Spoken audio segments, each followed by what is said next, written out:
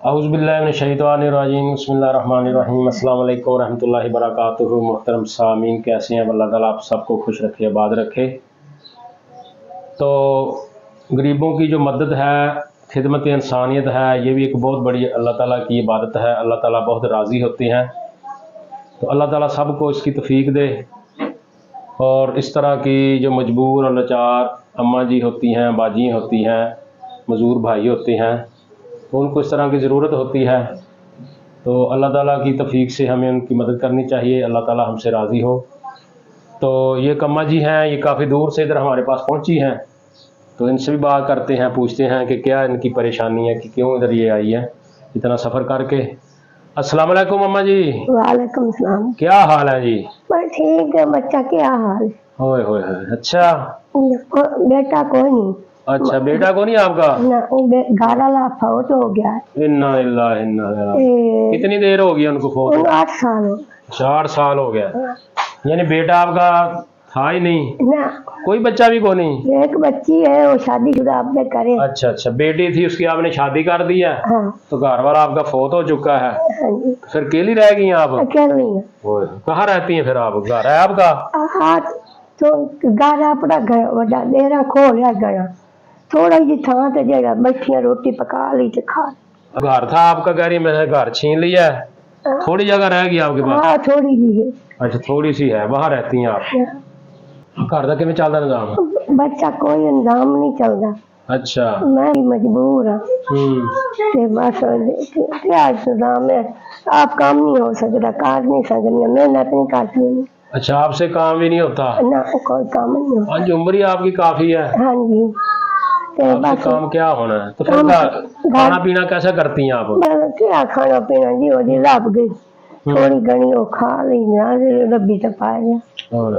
हालात बड़े खास। अच्छा, राशन पानी यानी कि घर नहीं होता आपके? कोई नहीं, घर राशन पानी कोई। अच्छा अच्छा। हाँ जी अम्मा, तो फिर मजबूर हैं।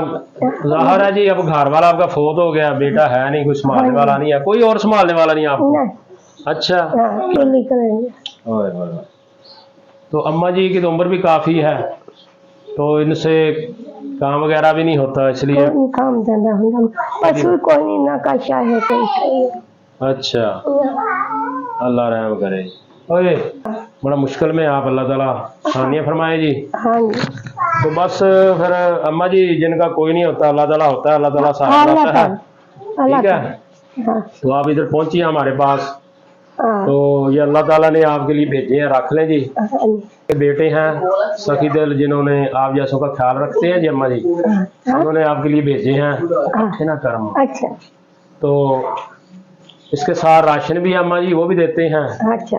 हाँ जी। लाएं भी राशन, लाएं जी, रख।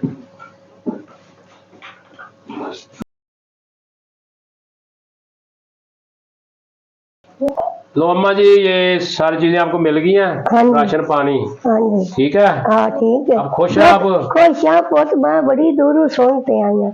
अच्छा, जंगार बुरावी की मैं तौर से पैदल आई हूँ, मैंने लाते आवना लगा। पैदल आई है वहां से आप? हाँ जी, पैदल आई। तो कोई लाने वाला भी नहीं था आपको? ना है कोई ना। तो कोई वहां से रक्षा नहीं, साढ़े पास रक्षा ही नहीं लगता, कोई रास्ता ही कोई नहीं। तो वहां से पैदल चल के आई? पैदल चल के आई। अम्मा तो बड़ी दूर से आई है जी, बड़ी दूर हो पैदल आई है। तो अम्मा की तो उम्र भी काफी, सेहत ठीक रहती है अम्मा जी आपकी? जी भाई, गरीबां दी मदद करेंगे तो मैं समझ जा। अच्छा अच्छा, पता चला था आपको? हाँ, कैसे आती ठीक है। अच्छा, कोर्स करेंगे या टीवी जाए? अच्छा, टीवी भी है आपको? हाँ, टीवी का कोर्स कर दिया। अच्छा, अब को बेहतर है? हाँ, आगे तो हो खुद लेते। चलो ये अल्लाह ताला आपको सेहत दे, अल्लाह ताला आपको खुराक नहीं मिलेगी, डॉक्टर दसेंदा खुराक खा। मैं देखो खुराक नहीं खाती है। अच्छा, चलो अब आप मिल गया ना खुराक है, इसलिए फ्रूट भी दिया आपको। खाला जी, फ्रूट खाना है तो खाएं, अपना चाप, अल्लाह आपको सेहत देवे जी। अल्लाह बड़ा तनु गणा देवे। आमीन। अल्लाह तनु रिज़्क़ देवे, तुसां गरीबां नु दियो।